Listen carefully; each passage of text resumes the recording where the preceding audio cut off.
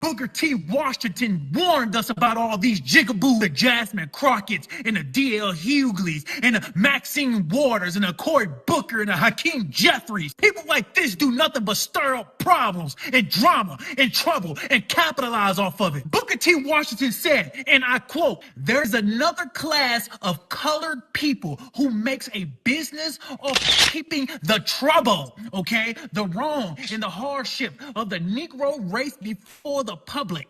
Having learned that they are able to make a living out of their trouble, go figure, right? They have grown into the subtle habit of advertising their wrong, partly because they want sympathy and partly because it pays. They want to go around and talk as if they are leaders, as if they are the spokesperson and shit. D.L. Hughley makes me sick. He is attacking Officer Tatum right now. And what he said was probably one of the most disturbing, disgusting, toxic behavior I've ever seen from a black man. Mind you, a 61-year-old freaking black man.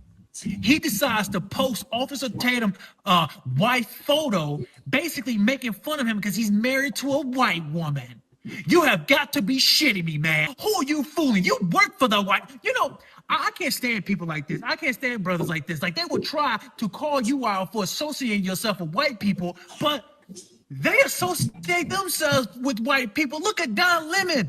Don Lemon has been going around for years talking about, oh, black people are white men are the devil. And he's getting pumped out every night in his badonkadonk, right?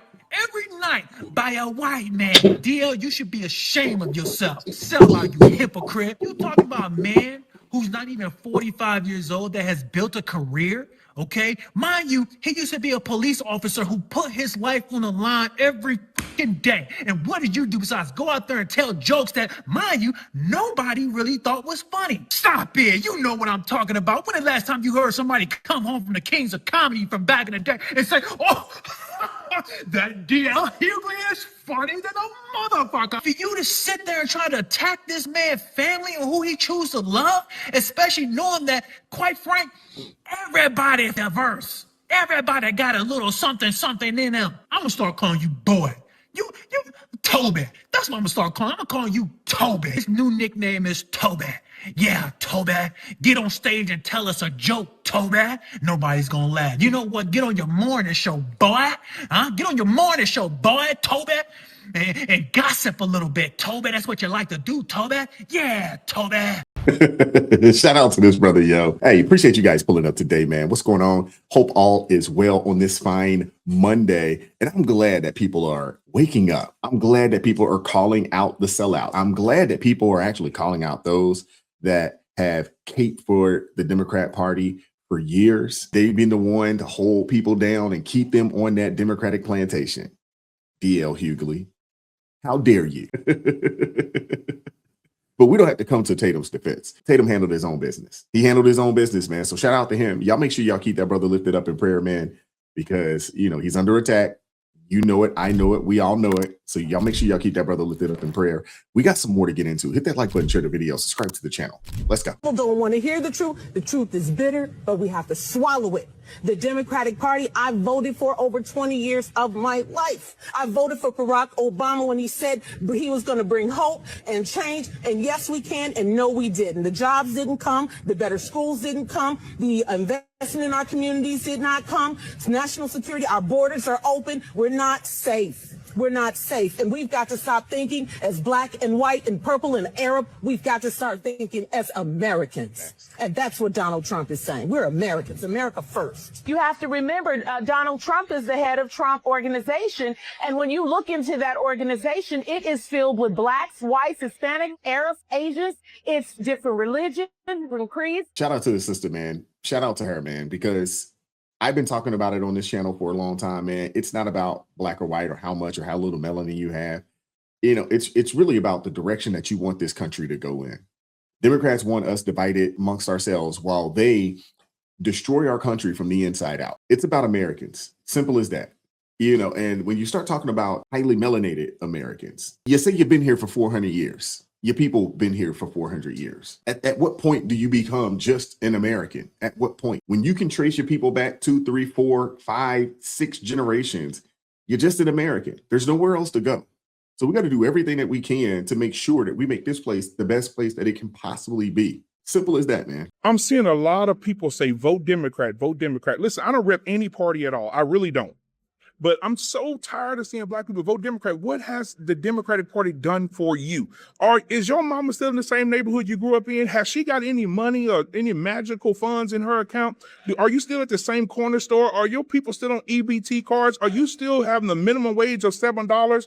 Are you still doing that? What did Bill Clinton give you? He gave you the 3-strike rule. So many black men were incarcerated from the 3-strike rule. What did he give you? What did Obama give you? He gave you gay marriage. What did Sleepy Joe give you?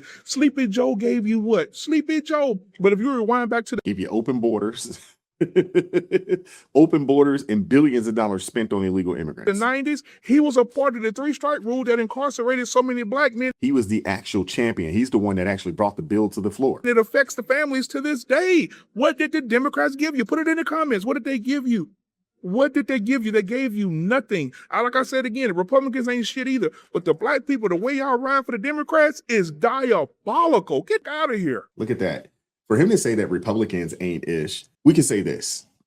There are some rhinos out there. And there are some people, in the Republican Party that aren't necessarily doing their job. But when we look at what's happening right now, and we look at what has transpired over the better part of about 10 or 15 years, look at the policies of the Democrat parties. The policies of the Democrat parties have been a net negative for the United States of America, for Americans in general. You look at the policies that Republicans are pushing. If they can get them passed, they would be positives. You look at what happened, with the truckers. President Trump said, hey, man, we're getting these daggone illegal immigrants out. We're hiring more American citizens in the trucking industry. That's going to open up small business opportunities for a plethora of people. But folks got to get off this mindset that a party is supposed to do something for you, especially when you don't vote for them, you don't invest in candidates, you don't invest in campaigns, you're not willing to put any work in, but you want something. I'm tired of people asking and wanting something for nothing. And you ain't invested in one campaign, either, with your finances, resources, or your time. Now, the parties and the candidates, they work for us. People forget that. A lot of folks think it's the other way around. We work for them. No, they work for us, but it's your job to hold them accountable. Simple as that. I'm definitely not saying vote blue no matter who, but I'm also not saying just vote red either. I'm saying take the time, do your due diligence, support the candidate that you think makes sense for the direction of the nation, the county, the city, wherever it is that you live. And then I'm saying put your money where your mouth is. If you want to have a conversation, with your representatives, your senators, so forth and so on, and that you plan to support, you can invest, you can call, and you can hold said individual accountable. It's very hard to hold someone accountable when you hadn't actually done anything.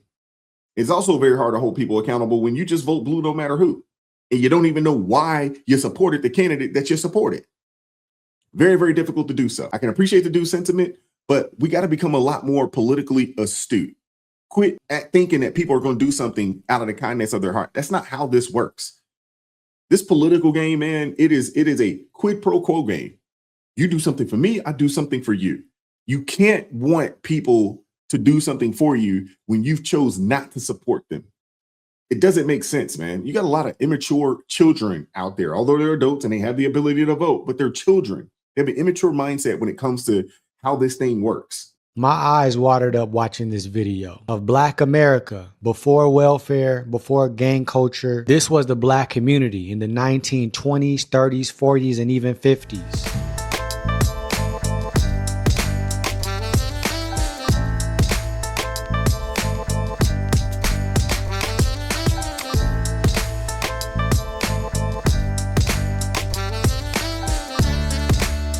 Now I'm looking at these clips and they want to tell us that bonnets and do-rags is Black culture. Are we being serious?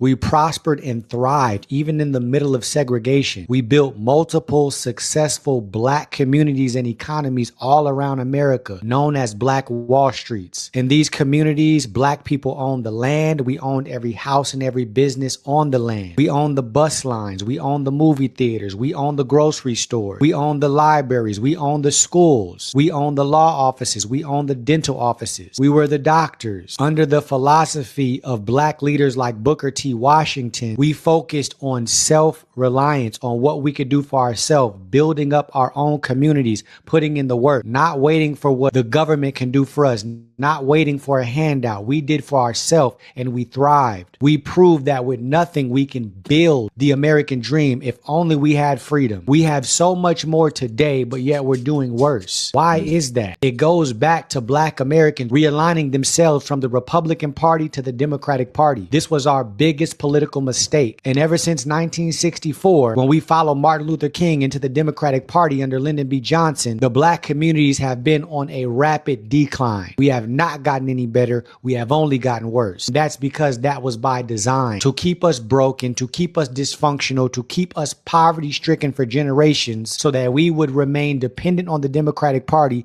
and loyal to them, guaranteeing our votes for generations. I speak about this in so much more detail and many other things in my best-selling book, How the Democrats Won the Blacks, From Physical to Mental Slavery. This book gives the true origins of both political parties and reveals the real events that took place that caused black Americans to realign from the Republican Party to the Democratic Party, all backed up by historical documentation and government reports. If you want the true history you were not taught in school, my book is available now for order. You can find the link in my bio or just comment the word book and I'll send the link right to your DM. Shout out to the brother Robin Robinson, man. We're going to have to get a hold of him and see if we can get him on the shows, man, so we can discuss this book. I got to get a copy of the book. I'm going to buy it. I don't want him to send it to me, but this brother's absolutely right, man.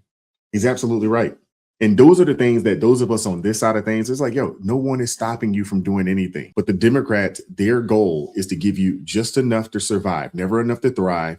And that's what they're doing with the illegal immigrants. They're giving them just enough to survive, never enough to thrive. And in some cases, they are giving them enough to thrive. And with hopes that you are beholden to the Democrat Party because they give you those trinkets. They're the party that's willing to give you a little something, but keep you broke, busted, and disgusted in the process. I want to hear from you guys in the comment section. What are your thoughts on any of this? Hit the like button, share the video, subscribe to the channel, turn the notifications on to all so you never miss an upload. Consider joining the ARP family or buy your brother a coffee. That link's in the description box below. And as always, keep God first. Stay prayed up. We'll catch up with you guys next time.